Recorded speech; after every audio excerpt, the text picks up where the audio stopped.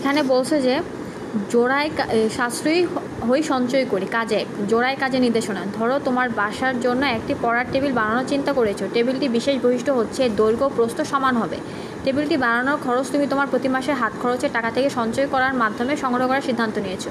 সঞ্চয়ের ক্ষেত্রে শর্ত হলো প্রথম মাসে যত টাকা সঞ্চয় করবে দ্বিতীয় মাসে ঠিক তার ততগুণ টাকা সঞ্চয় করতে হবে এবং পরবর্তী প্রত্যেক মাসে আগের মাসের সঞ্চয়ের সাথে প্রথম মাসে সঞ্চয়ের টাকা গুণ করে যত টাকা হয় সেই পরিমাণ টাকা সঞ্চয় করতে হবে।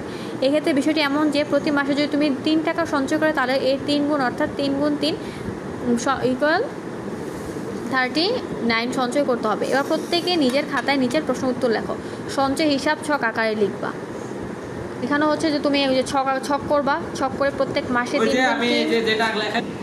সংখ্যাগুলো কি ছকের মাধ্যমে সূচক আকারে প্রকাশ করা যাবে, ব্যাখ্যা করো। পঞ্চম মাসে তোমার সঞ্চয়ের পরিমাণ কত টাকা হবে? 3⁵ করলে যত হবে তত আনসার হবে এটার।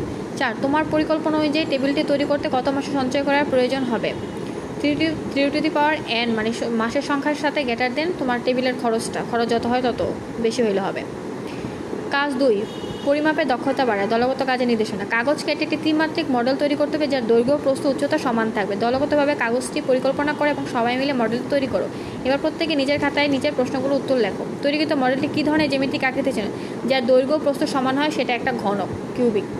তৈরিকৃত মডেলটি আয়তন একটি তলের ক্ষেত্রফল নির্ণয় করো। আয়তন নির্ণয় করব আর তলের ক্ষেত্রফল হবে a² বা দৈর্ঘ্য স্কয়ার, আয়তন হবে দৈর্ঘ্য গুণ প্রস্থ গুণ উচ্চতা।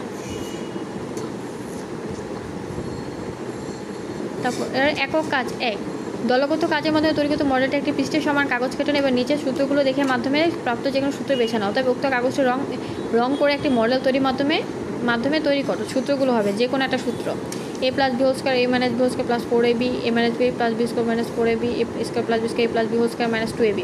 এভাবে যে কোনো একটা সূত্র নিব আমরা। তোমার a - b² + a + b² 4ab এই সূত্রটা নিয়ে কাজ 4 জ্যামিতিক আকৃতি বুঝিয়ে পরিমাপ করি। একক কাজ ও 2 নির্দেশনা। A4 সাইজে অথবা আয়তকারে একটি টুকরা কাগজ নেই। কাগজটি কর্ণ বরাবর কেটে 2টি অংশে ভাগ করলে অংশগুলো কোণ চিহ্নিত করে। কেটে নেওয়া অংশ দুটি কোন ধরনের জ্যামিতিক আকৃতি নির্দেশ করে? এটি একটি সমকোণী ত্রিভুজে হবে। সমকোণী ত্রিভুজ চাঁদার সাহায্যে যে কোনো একটি আকৃতি কোণগুলো পরিমাপ করে যোগফল নির্ণয় করে। সমকোণী ত্রিভুজ একটা কোণ 90 ডিগ্রি হলে বাকি দুইটা কোণ 45 ডিগ্রি হবে। মোট 180 ডিগ্রি হবে। 2 নং উল্লেখিত আকৃতির বাহুগুলোকে যে কোনো এককে পরিমাপ করে এবং বাহুগুলোর মানকে হর ও লব হিসেবে ব্যবহার করে যতগুলো সম্ভব প্রকৃত ভগ্নাংশ তৈরি করো। 3 নংয়ে প্রাপ্ত প্রত্যেকটি প্রকৃত ভগ্নাংশে 3টি করে গুণিতক নির্ণয় করো।